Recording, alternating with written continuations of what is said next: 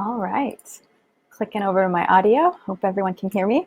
Welcome to, thank goodness it's Friday, TGIF. I'd like to welcome you to the lecture, Innovative Problem Solving, a Design Thinking Approach. Hopefully everyone got the message that we had to pivot slightly on the lecture topic. And so hopefully even if you were expecting another lecture that you will stick around for this one. It's a little bit different topic, but no less awesome and exciting. My name today is Julie, or it's today and every day. My name is Julie Hausch, and I'm Knowledge Development Manager with the Specialty Coffee Association, and I'm your staff host for the lecture. Before we really launch into it and I hand it over, we would like to extend a huge thank you to our title sponsor, Pacific Barista Series, for bringing you all of these Expo weekend lectures. Hopefully you've been able to join a few others, and that you'll even consider joining more lectures tomorrow. Thanks also to Savor Brands, Chemex, and Rostar for their support. And reminder, as the lecture unfolds, if you have any questions, please feel free to type them into the Q&A tab to the right of the chat tab. Mansi will get to these at the end of the lecture, and we'll kind of get a chance to answer all of your questions that may arise. So basically, it's now my pleasure to introduce Mansi Chokshi. She's our Regional Community Director for SCA, and she'll be presenting today's lecture, Innovative Problem Solving, a Design Thinking Approach. Welcome, Mansi.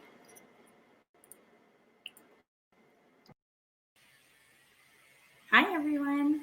Can you hear me okay? Looks good. Okay, awesome. Thank you so much, Julie, for kicking me off here. And I'm happy to be here. This wasn't, as you know, planned, but I love this topic. A little bit about me, just so you know who I am. My name is Mansi. I work at the SCA. I'm a Regional Community Director, as Julie said. But I've been with the SCA since 2008. So if we haven't met in person yet, we might have exchanged emails, most likely, or have at least been in the same surrounding as you at some of the events that we've hosted in the past. So I'm happy that you're here, and I hope that you get something out of this lecture. This lecture actually was developed a couple of years ago for the Boston Expo, and then we did it again in Berlin. And a fun story, just a little side mark. I was in Orange County for the US Coffee Championships, and somebody had let me know that they had listened to this lecture just recently, and they enjoyed it, and they still use one of the activities that we talk about here. So I was really happy to hear that, and then when this opportunity came up, that's why I jumped at the chance to, of course, teach about this topic. A little bit about design thinking and why I chose this topic to research further on and present back to all of you. I want to say, I dabbled into this more, just a little bit better. I think I've always used a lot of the principles without knowing what they were called or how it works. But I absolutely got a chance to see it all laid out perfectly by the design school of Stanford. They did a presentation at a summit that I went to, actually with Julie, called Culture Summit. And it was amazing. The way they laid it out, what they do to present the information just got me reinvigorated on the topic. And like normal people do, I went to Google to do the rest of my education. So a lot of YouTubing, a lot of, just researching on the web, practical examples of making, what we call experimentation. I would try this out in my work life, also in my personal life. This isn't, design thinking is not something just for, people have this misconception that it's for product design only, but no, it's for everything. You can apply it to your personal relationships as well. And so I'm constantly doing that. I have a fun and vibrant 6-year-old, and we're currently challenged with all of the homeschooling. And so I'm constantly thinking of new ways to approach her at-home lessons. And if it didn't work one day, then the next day is just an opportunity to try again. And so you could say that we're in a constant state of prototyping with Common Core. I haven't figured it out. I will gladly share it with all the other parents that are interested when I figure that out. But that's where I am at, and that's why I chose this topic. Just quick little learning objectives, I think it's helpful to know. What I hope you are going to leave with is to understand that there are, at least in most cases, 5 phases of design thinking. We go through empathy, defining the problem, ideation, prototyping or quick experimentation, and then implementation mode. And it's not just a linear model. It is definitely circular in the fact that it comes back. You want to do this over and over again. And it's not something that I think anybody can really be an expert at. It's something that you continuously try, and every single problem that you're going to approach is going to have some type of different outcome and solution. So I hope that you get a chance to learn about these 5 phases. I hope that some of the tools, because with every single phase, I'm going to give you some of my personal anecdotes on how I've chosen to maybe go about it with creative solutions or icebreakers or things like that, because I think those are helpful to get some examples on. And yeah, basically, I'm hoping that the folks that are on this lecture here are interested in applying this to their own leadership styles, to their own relationships. Even if you're, somebody that's not in a position to make changes at your workplace, there is information here that you can take so that you can make those incremental changes at any position. So that's what I'm hoping you're going to leave with. Go to the next. So what is design thinking? So this quote is pretty iconic in the sense that Tim Brown, CEO of IDEO, is kind of known to be the person that coined design thinking, or at least the human-centered approach to it. So design thinking is a human-centered approach to innovation that draws from the designer's toolkit to integrate the needs of people, the possibilities of technology, and the requirements for business success. It captures the mindset and the needs of the people you're creating the solutions for. It paints the picture of the opportunities, and it leads you towards innovation. This is what we want. We want, especially during this time of being in midst of a pandemic and knowing that we need to have low-cost experiments to figure out how we're going to go back to our lives. It's absolutely a desired approach so that you can be successful and be ready for what comes next. You can apply design thinking to, again, most commonly product design. A lot of people use it for user interfaces, but it's also for business design and leadership and organizational change. And I think with the current times, especially being through COVID and just everything that's happening, we have to take a look at what we were doing before, what we need to be doing in the future as soon as we are able to go back, and then what this looks like for us, So I think it's important that this process is understood and at least more people take a look at it. This is a very familiar model that, again, the Stanford, they call it the D school. It's the design thinking school. They have excellent resources. So I absolutely recommend that you go out and take a look at that if this topic interests you at all. The handouts that you can access have all of these slides. So hopefully you can spend some time and talk, or at least listen to me give this presentation. And then you'll have the handouts, all of them. And all of these links are going to be there. So this model, again, it starts with empathy, defining the problem, ideation, prototype, testing. This is exactly what the design thinking approach does. So what I'm going to do is a little bit of just further information just to define these terms, because I think it's helpful. So for empathy, it's absolutely what is true, what was said, what was heard, and what was felt. It is not your assumption of what happens. A lot of people misunderstand the phrase of like putting yourself in somebody else's shoes. So while it's great to imagine what somebody else is feeling, you cannot empathize with somebody without actually going through the process of asking them about how that was for them. you cannot assume their reactions or what they're going through just because you feel like you have a similar experience to them. Empathy is a big foundational principle of design thinking. It is not something that I believe it can be. It's not something that you're either born with it or not. That's not the case. I think you can learn how to be empathetic. I think that there's absolutely ways in which you can strengthen your ability to become more empathetic.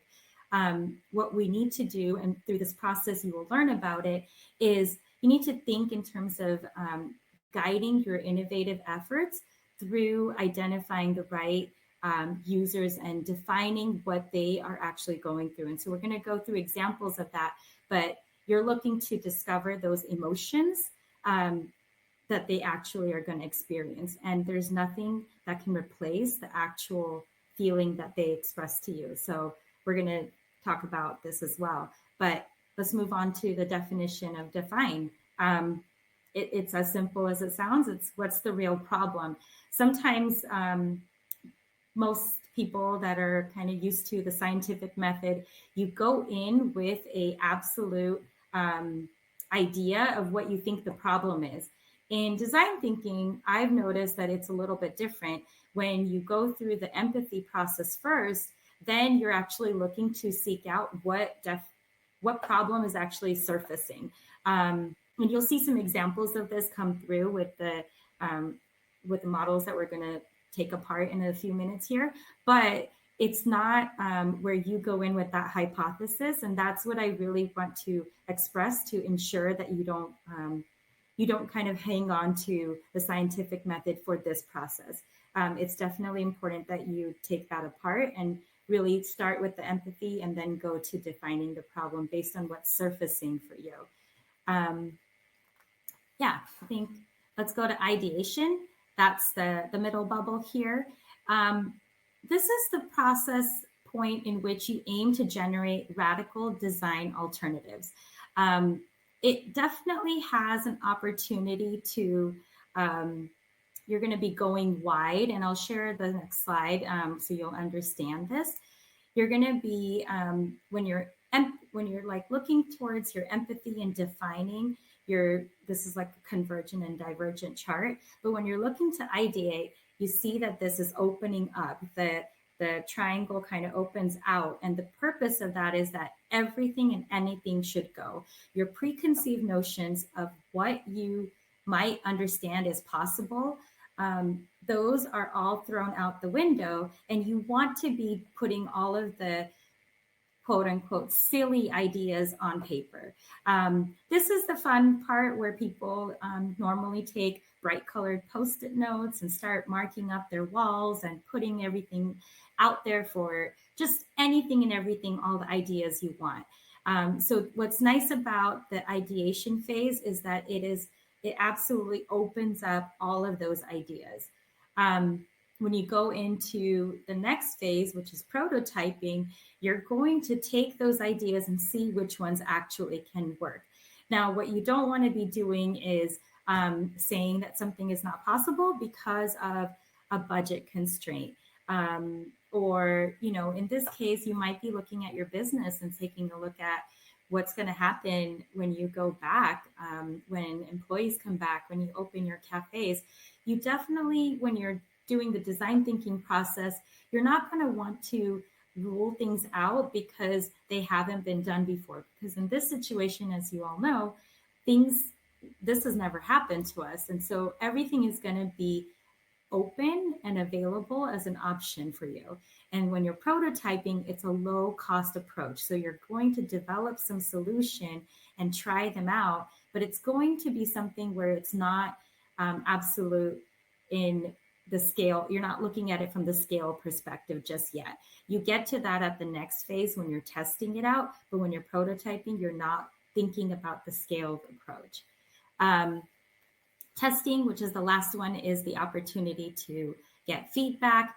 And many times it's not just, you're not going to do this once and then say, great, I got the answer. I'm going to go forward and I figured out how to design my cafe for post-COVID. That's not going to work. You're going to have to go back all the way through the process again and take it through again. And what a lot of people that practice design thinking say is you have to let the design lead you, not your temporary timeline or your budget or any of the normal constraints that we have. And normally, or I guess in a normal environment, that would be hard because you have to spend a lot of time and energy towards the design thinking process. Not necessarily resources, but you do have to have the capacity to let the design process lead you. But right now, there's a lot of time on some of your hands. There's absolutely an opportunity to take a look at how things were done. And this is just one suggestion on how you might want to approach how you might go back to work, how you might go back to your business, how you might suggest things, even if you are in a job right now where you are forced to kind of think about what's going to change afterwards. I think everybody is in that situation. So this would be the time when you want to take that time towards a good use and go through this process. Take a few of your staff members with you, take a few friends with you, take your family with you on the ride. What it means is that to go through this process is to absolutely understand that there's no beginning and end. This is going to be a constant, that you're going to look for this. Doesn't mean that you have to be frustrated with the fact that, okay, that thing that I came up with didn't work, but it's an opportunity to go back to the start. So I'm going to go on to this. What I want to explain is some absolute solutions that you can use to better yourself in each part of the process. And I think that's important because what you want to understand about these is not just what the term means and the definition, but you want to be able to actually do this in your life right now. And there are easy ways to do this, and some ways that we've actually tried out in our work life, and like I said earlier, and also in my home life. So here's the example for what we call the journey map example. And you can see that there's like a barometer towards going up and down that says sad to happy. There's a starting point. There's an end point. There's a little bit of a zigzag in this person's life that they've explained how they were through emojis, like how they were feeling, and then also what was happening for them. When we talk about journey maps, and then another one that I'm going to share with you is the empathy map, what you're trying to figure out with people is where they are at and what is the approach to that problem that they're having. And what you want to do is, again, remember, you don't want to assume the problem, but you want to actually let them tell you their story. So again, this goes back to the time, right? This takes time. If you're going to do an interview with each person, if you're going to have a conversation and help somebody journey map their experience with something, these things take time, and you want to give them the appropriate time to do it. In some cases, there's going to be some places at the end of the process here where you want to go rapid and you want to go quick. But in this case, at least in understanding in the empathy part of it, you want to take the time to let that person that you're looking at help you understand their problem. And remember, the part of this approach is who you have participating with you. So when you're looking at doing journey maps, one clear example of how you can do that is giving them a grid like this and asking them that, hey, I want you to tell me what it's like for you when you enter my cafe. And by the time your endpoint is when you leave my cafe. When you're entering in, you're ordering, and then you're leaving. Or if you're the staff person, if you're a barista, when you start up for your time, and then by the end of your shift, what happens? And this can be applied to any type of different workplace situation that you want. Or like I said, personally, when we start our homework assignment and when we end our homework assignment, what are the ups and downs that go on when we're doing this? So again, this is an opportunity for you to hear when there's the high points and when there's the low points. And then we can further dig into what exactly is happening there. Let me go to the next one.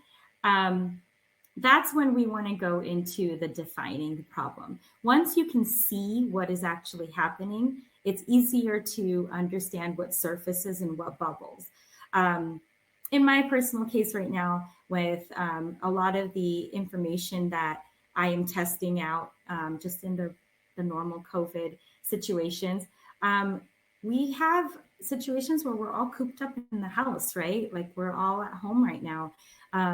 There's yes, you can take a walk and there's bike rides and things like that. But maybe the journey of our life right now is going up and down because we're stuck in certain situations. And so defining the problem might have to do with the number of things that I'm getting to interact with. Maybe it's the fact that I'm going from one problem to another problem and not really giving myself a space to have my me time. You want to do this multiple times, but you want to stick to the same process for the same problem solving approach. So if I was trying to figure out my problem for a workplace and I use Journey Map with a few of the staff members that I'm interviewing, then I want to stick to journey mapping for the rest of them that I'm going to include in the process. I don't want to switch it to something different just because then your data is going to be skewed there. Empathy maps are also really nice. And this might be easier if you're going to be doing some interviews with people.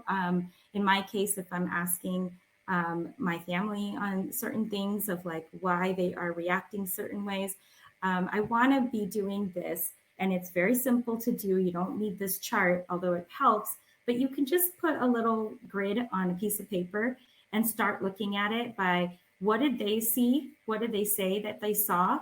What did they say that were their feelings? What was it that was, what was special about it? Like what did they remember about it? And then you want to communicate your understanding. And you want to do all of that in one grid, like what it shows on the screen right here. One of the nice things about this process here is when you're doing these empathy maps for certain individual problems that you might be seeking to solve. It's quicker. It's quick because you might set up 20, 25-minute interviews with people, but this once you kind of get the hang of it to record these understandings and then have those pieces of paper that you're looking at to define your problem, it actually goes by pretty quickly once you understand what you're trying to seek out. You're almost like an investigator trying to look through some of this information. One idea that I like to also share is what you're looking to do is with maybe your staff or your team that you're a part of is giving them an opportunity to talk about when they belonged. When you're doing empathy maps, especially, you want to be able to ask them about what was a good experience for them. I know they're talking to you about some problem, or you guys are going to be talking about some type of way to approach a solution towards a common goal here. But what has worked for them in the past? When you ask them to focus on that, that's when what they're feeling and what they're seeing actually comes out. Sorry, I switched the slide on you. But that's when you can see something from their eyes and what they are actually looking for. So I really like asking them for their sense of belonging. And one exercise that I like to do for that is it's a simple exercise, but you ask people, I know in this environment, it's a little bit tougher, but you can still do this and you can approach it from a perspective where you might pair people up, you might ask people to talk to each other, and you want to just simply ask them about when is it that they felt like they belong somewhere, what was it about that experience of why they belonged. And when I did this, and it was an in-person workshop, but we had to actually, write down like what was the environment like, what was their, how old were they, what were they doing at that time, were they living at home, everything that was going on. And when you ask somebody about, tell me about when you belonged and what did you like about that, you tend to kind of go back into your memories of the most special moments. And that, when you start bringing out, like, okay, great, they felt belonging when they were around people. They felt belonging around music. They felt belonging around a specific community. Though that's the type of information that you can use. So it's really helpful if you look into different approaches, if you're struggling with trying to figure out how somebody is going to share their personal stories with you, because it's hard sometimes if you don't know the person that well. They might not be willing to do it. I'm going to go back here. So one of the things that, I mentioned this, the sense of belonging is so important. There's some fun ways to do it too. And I wanted to utilize one of the features of this platform here, and do just some of the polling questions. So what I'm going to do here is I'm going to ask a couple of questions, and there's going to be some multiple choice answers that come up for you. And what we're trying to just do is get to a rhythm of being comfortable with sharing information. And you'll see, because of the polling feature, making sure that people feel like they're not alone in this. That's a big part of the belonging exercises. So there's a ton of different ones that you can do. And this is just one of the ways that I thought it would be fun to do it. So I'm going to start the poll. The first one is pretty simple. It's going to ask you for your mood, your current mood. And there's going to be some options. So let's go ahead and do that. Give you a few seconds here to answer. You just have to click on the poll itself.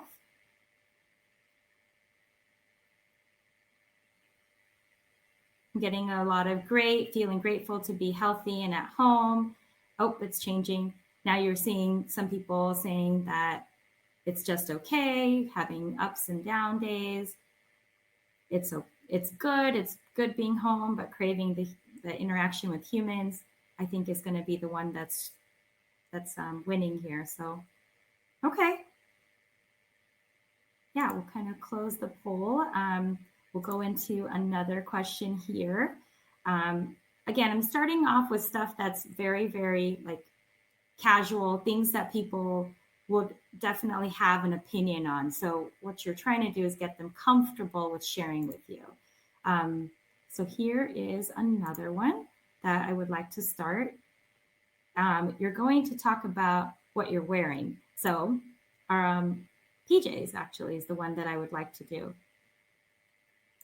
I think it's I might have done a boo-boo. You might have be seeing a couple of them. Hold on. There you go. Are you wearing your pajamas right now? There's never, there's 100% yes. There's something businessy on top because you might have not been sure if the camera was going to be on you in this lecture, or you just took them off, which would be my case. Awesome. So 100% yes is where people are at.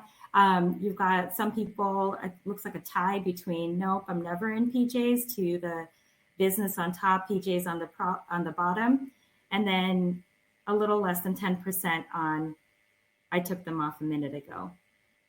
Okay, now we can go to the fun one that was about a dog. Sorry, I had to change that, so I'm going to reopen it for you. This should be open now. If your workplace was a breed of a dog, which breed would it be? A Jack Russell that's small and tough and opinionated? What's the environment like is what you're trying to answer for here. Is it, you see all the options here. There's a bunch of them, but okay, so we're getting poodle, beautifully presented, but a bit of a poser. We're getting German Shepherds. It's poised and elegant. Some Jack Russells. Looks like we got some pit bulls. It's scary, but kind deep down. A Labradoodle is some type of hybrid. This is fun. Awesome. Thank you all for participating. It's fun when everyone can take a look at it. And here's one more for you. If you could travel in time, what would you want to see? It's the future, the past, or you're fine exactly where you're at. Should be open for you to answer, especially with the current pandemic going on. I wonder if people are curious about knowing what it's going to be looking like, or if they're just like, nope, I want to go back to how it was,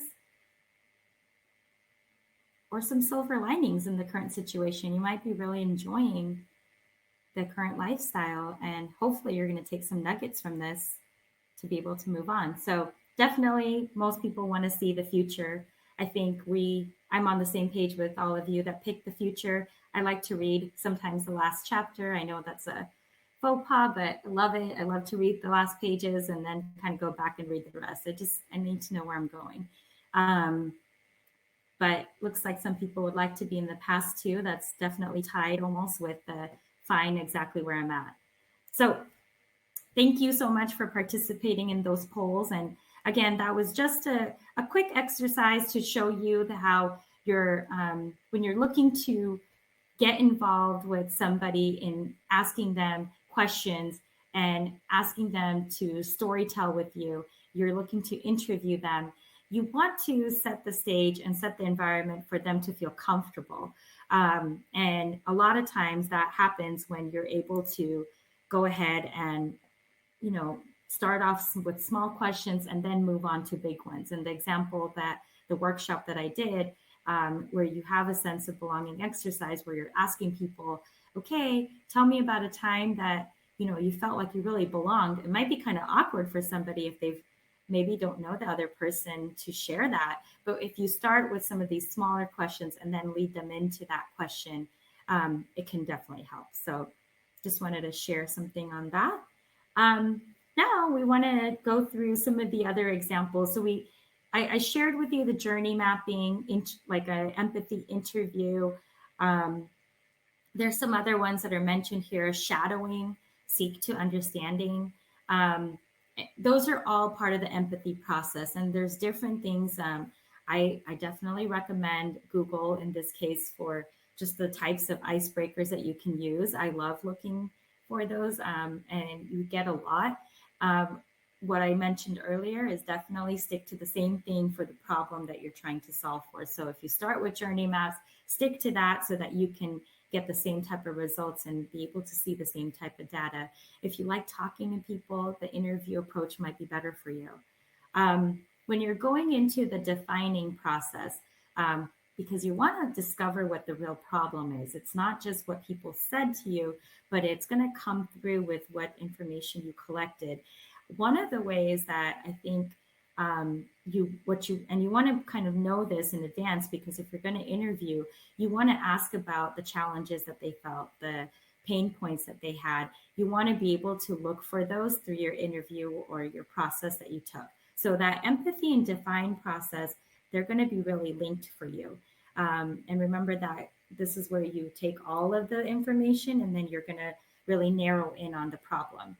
When you're going to go into the ideation, this is when I love this part, because it's like everything and everything gets put out. There's like a everything plus the kitchen sink type of approach to what actually could be in this situation. So one of the things that I like to showcase for this is what is currently true, what could be, what works, and what wows. For the ideation process, when you actually throw all of these things up in the air and you want to look at what is happening in your situation, it's really nice to see it when you can answer these questions for it.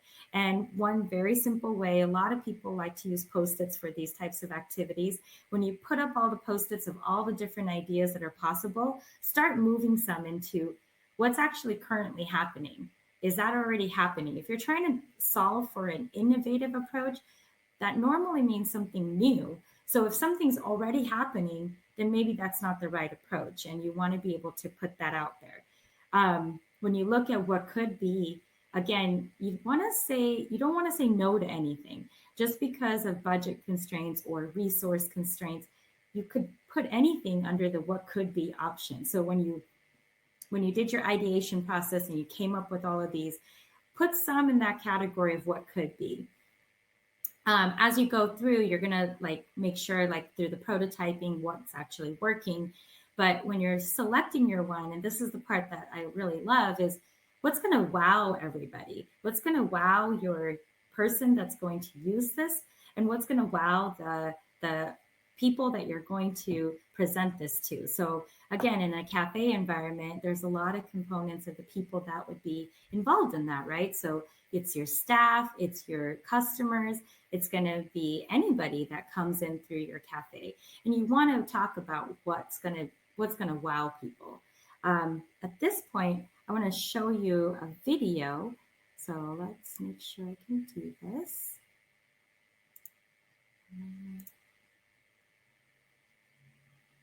Yeah, here we go.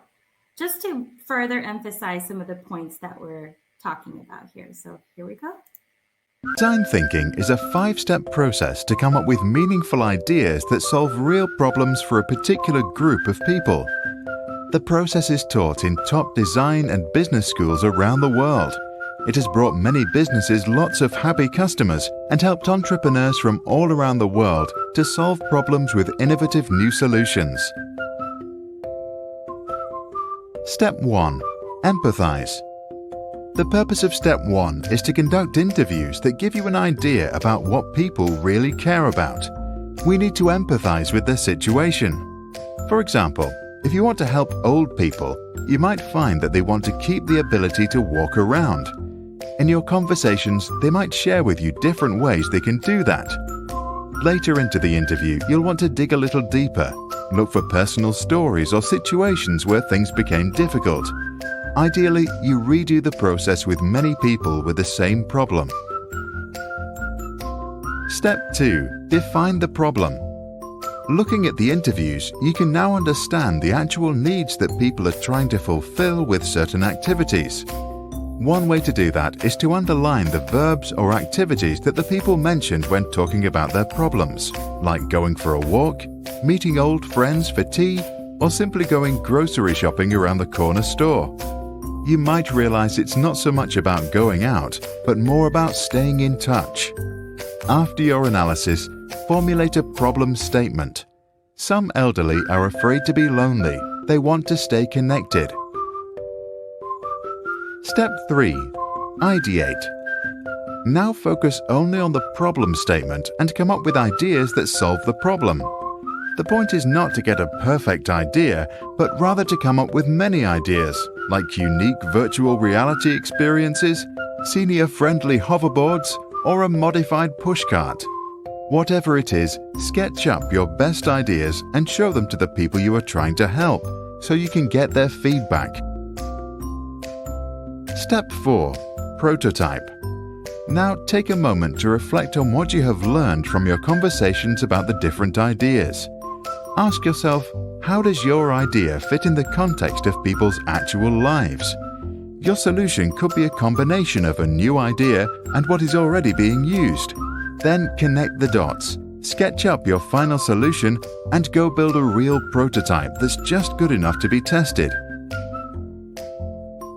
Step 5. Test. Now test your prototype with actual users. Don't defend your idea in case people don't like it.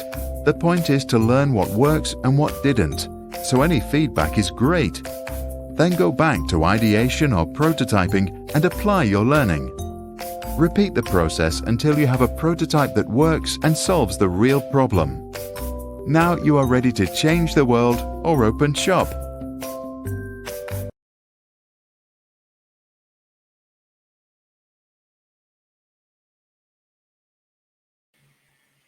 All right, back again. So hopefully that is just another, I know some people are visual learners, and so sometimes maybe me talking through it might not help, but hopefully that video also helps in explaining those 5 phases again. And I like at the end how he's like, okay, now you're ready to open up your shop. I know we all know that that's not as easy. It's easier to say it than it is to do it, right? And that's why I'm asking all of you to take these approaches and really learn the principles through smaller, easier ways, not just the big problem solutions. Like I don't recommend that you go forward and say, great, now I'm going to go ahead and look at how I'm going to design my workplace. Start small. Start with how are we going to approach kindergarten lessons, or how are we going to approach tomorrow's meal plan, whatever it is. So I hope that gives you some ideas. the other thing, I know that, again, it's about products, and at least that example that you saw in that video was a lot about products. One of the things that I mentioned earlier is that I think that this also is a great approach for leadership style.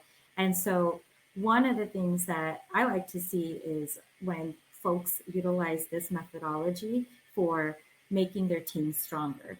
And especially in times like these when people are feeling disjointed, they're not feeling as familiar with the rest of their team because they're not in the same space anymore.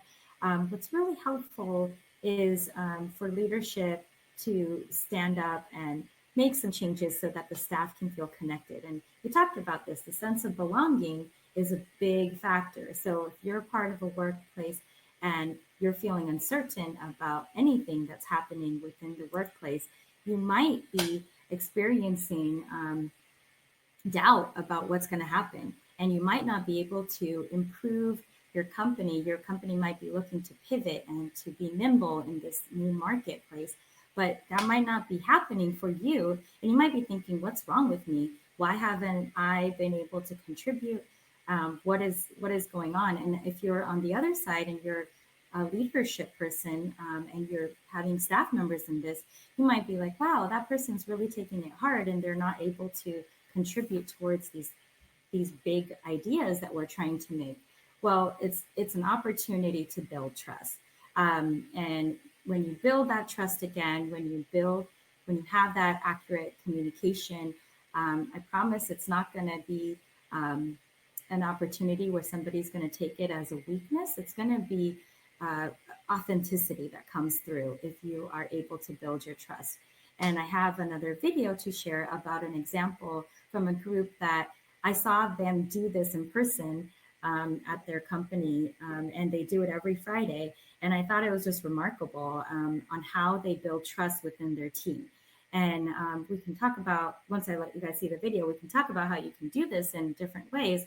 But again, I think of yourself, even if you're not in a position where you can make change because you don't have a team that you're leading, but you are somebody that is part of a team, you can still utilize these types of ideas. And what you want to be able to do is think through the design thinking process of, okay, my life has changed right now. I'm working from home all the time. What can I do to stay connected to my colleagues? What can I do to feel safe at work and then contribute towards the new big ideas that are coming on board? So let's take a quick break. I'm gonna mute myself first so that I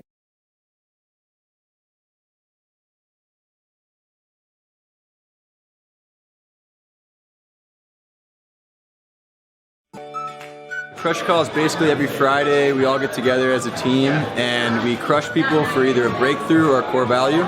It's really a great opportunity to crush somebody for their hard work that they did throughout the week and then remind yourself what you're grateful for.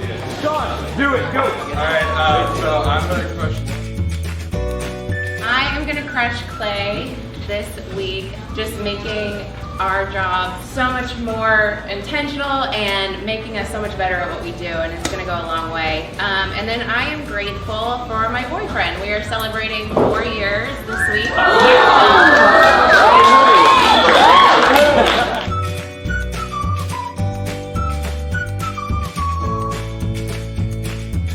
I am crushing Travis for making our Snack Nation boxes so beautiful and for helping to represent, our curation of snacks. I'm just really thankful for that.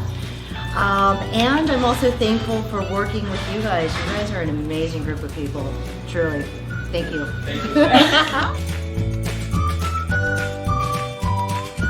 Ray, I'm crushing you. I figured I'd switch it up to make it more meaningful. I'm crushing you.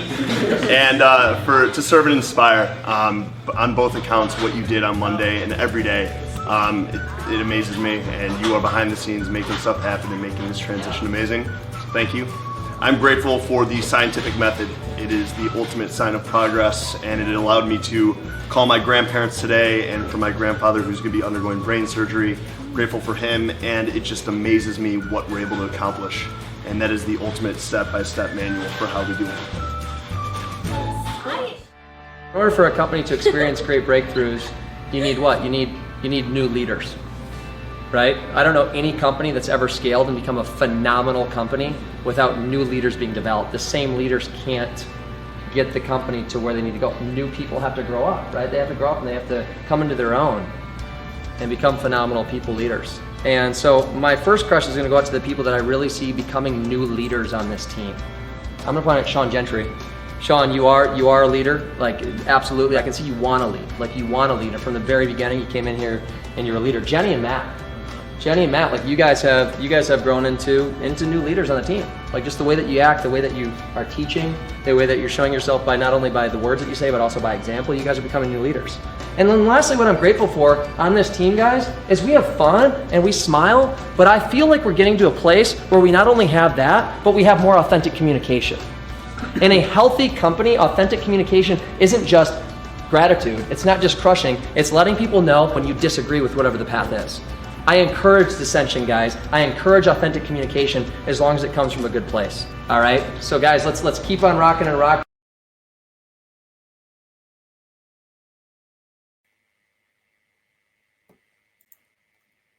All right. So the building trust, that company, Snack Nation, they're based out of Los Angeles here. They do that Friday. Every Friday they get together and they have a gratitude piece, and it both involves recognition for somebody on their staff and then also something they're grateful for in their daily lives. One thing that's bringing out between the team there is their trust with one another.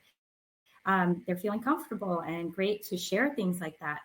Also, like if you're going to approach somebody and you know that, oh man, their grandfather just went through brain surgery, you might be approaching them a little bit differently, right? So there's a lot of value in how they are approaching that. And then what the leader said at the end, I thought that was really great. And I wanted to hopefully have you guys take that tidbit of that effective communication, authentic communication, actually.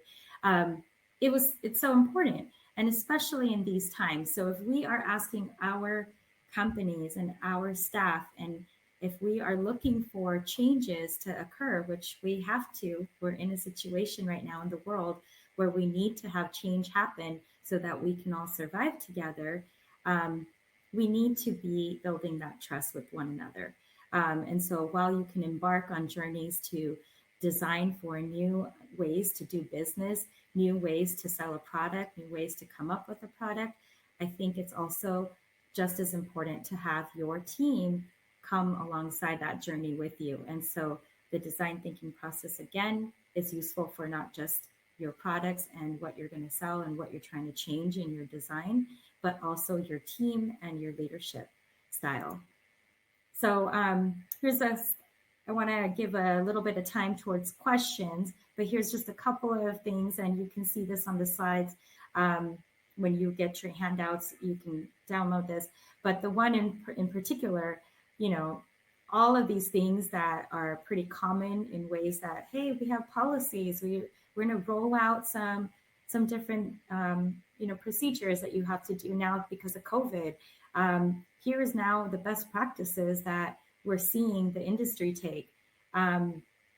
There's a human-centered, it's not just a vocabulary term, but it's in how you present this. There's a human-centered word just that translates directly. Instead of best practices, it's emergent practices. Instead of rolling out concepts and policies, it's an opt-in. Instead of policies, it's guidelines. So there's all of this is kind of like matched up with the arrows, and I like to share that just to get people thinking about how they might create an environment for this. And it starts with just everything that you have inside your place. Here's a little photo of my daughter. And I bring this up as the last slide, really to mention that in this process, in this approach, you must have a beginner's mindset. And you have to be able to not judge. You have to be able to observe and engage users. You have to take on their feedback and their information that they're sharing with you without judgment on what they're trying to say, without that hypothesis that you want to assume. What kids do best is question everything. They are very good at asking the whys about everything. And that's actually one of the methodologies that the design thinking process uses, is like having why 5 times on something. Even the things that you already understand, they approach it with a new mindset every time. And that curiosity is something that all of us have. It's something that we all utilized when we were younger. It's something that we push behind us because we get stuck in a process and in a way that things have always been done. And this is the opportunity, again, especially in these times, it's the opportunity to change that. It's to look for those interesting trends that are happening, themes that are coming across, and really try to solve for the problems that you think exist and you might not know that exist by utilizing this path of empathy, going to the rapid prototyping and your solution. So I just wanted to remind you with a picture of my daughter that have that child's mindset, have that beginner's mindset. Please do take this as a new learning approach, and I try to do that with every step. So with that, I want to go ahead and see if there are questions.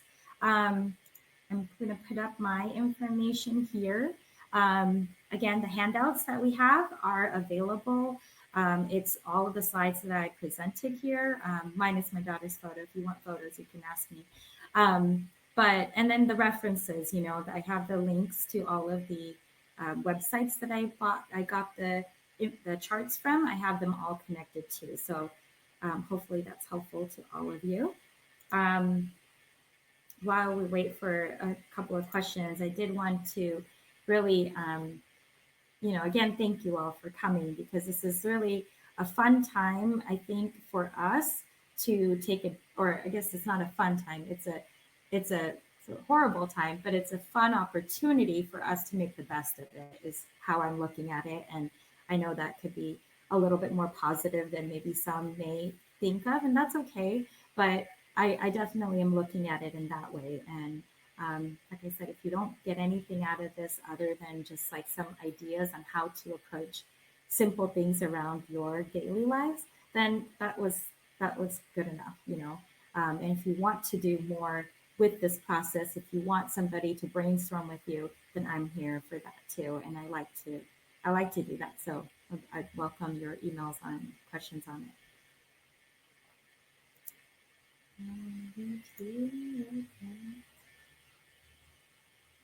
So there is a question that says, asking about the design thinking process applying the SCA process, or any example for the specialty coffee experience.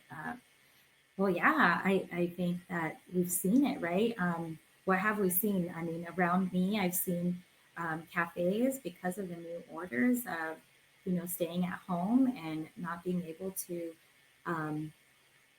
keep their business open and support their community.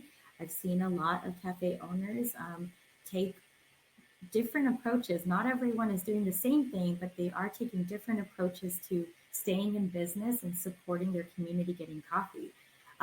Similarly, I see community organizers stepping out of their normal environment where they would meet up in a throwdown environment, but instead they're putting together video conference chats, making them even donation based so that companies and baristas in need are getting support. I mean, I'm seeing a lot of different types of approaches to a problem that we have on hand, which is we're asked to stay at home. So I think that we are seeing that, and I only expect to see more of this as we go forward.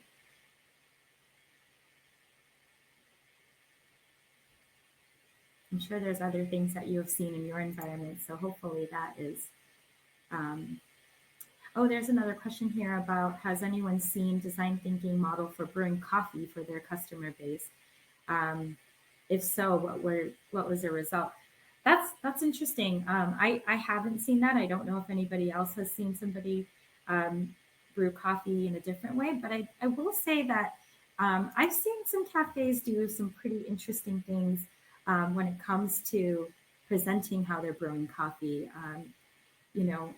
I think that there are definitely different solutions out there, and you can see some cafes getting really, and roasters even getting curious about that.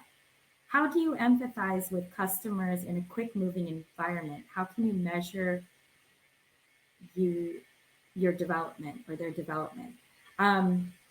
Yeah, it's very quick moving, right? And that's one of the reasons why the journey map exercise is focused on one example. You want to be able to go through just one moment in their time. If you're doing an empathy interview, you want to ask everybody the same questions and you want to focus on the same thing.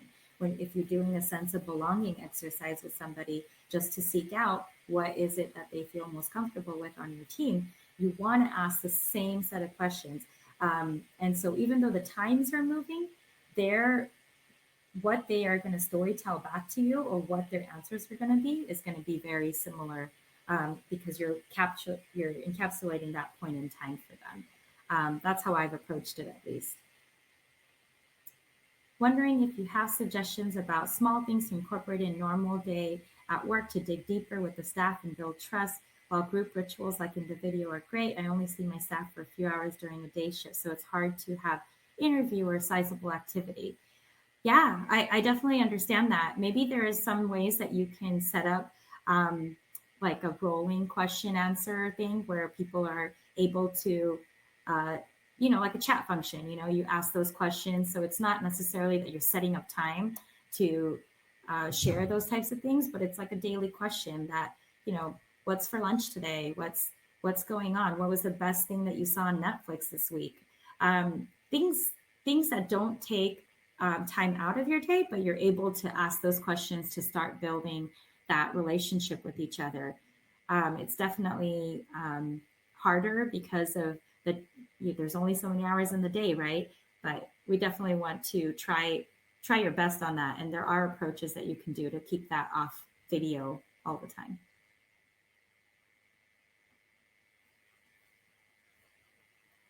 Go on mute. I see Julie back.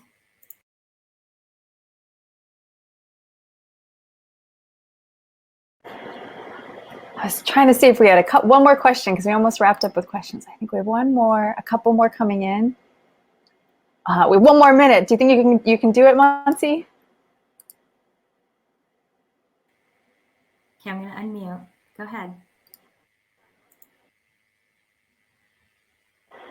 Okay, what do you think of anonymous? Oh, that's a big question. 360 reviews. Oh my gosh, yes. Would they help or hurt trust? Yeah, we've definitely discussed this on our end as well. 360 reviews. There's also just employee surveys that you can do. That it's hard when they're anonymous. I don't know if it means that you're.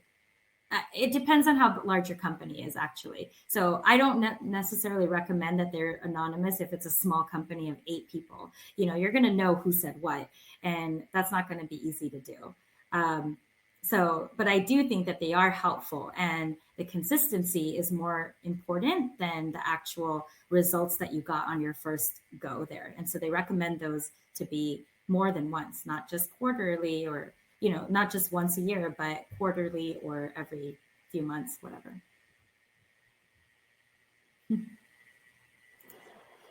Awesome. Well, and we are exactly at our hour. So this concludes our lecture today. Thank you so much for attending Innovative Problem Solving, a Design Thinking Approach. We'd like to thank Mansi for presenting today. Would love to thank you as an attendee for joining us here today. And we'd also like to thank Pacific Barista Series again for supporting the Expo Weekend lectures. Please be sure to fill out the post-lecture survey. There's a link in the chat you might have seen, and then when you exit the webinar, it will automatically pop up at SurveyMonkey. We'd love to hear your feedback, what you thought of today and this whole weekend, and hope to see you at another Expo Weekend lecture, either tomorrow or even at the Barista Party on Sunday. So have a great Friday. Bye.